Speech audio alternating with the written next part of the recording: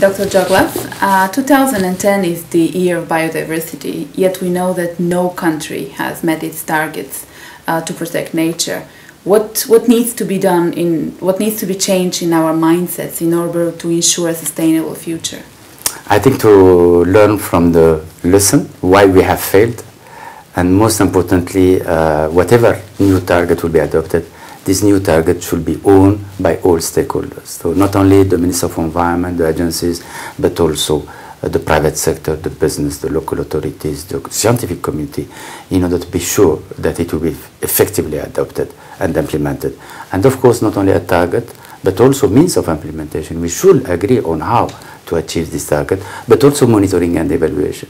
And we hope that this new target will not only be adopted at international, but also translated at national level through national biodiversity and strategic plan, and why not biodiversity rules and regulation.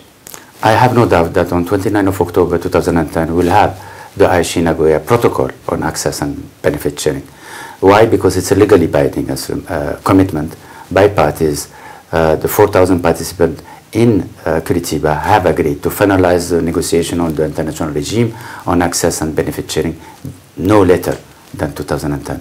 And taking into account the recent development and the fact that all parties without exception now are negotiating a draft, we will be resuming the meeting very soon, that there is no doubt that we will adopt the access and benefit sharing protocol, which will be a major contribution to achieving sustainable development and achieving the Millennium Development Goal, and in particular alleviating poverty in the developing countries.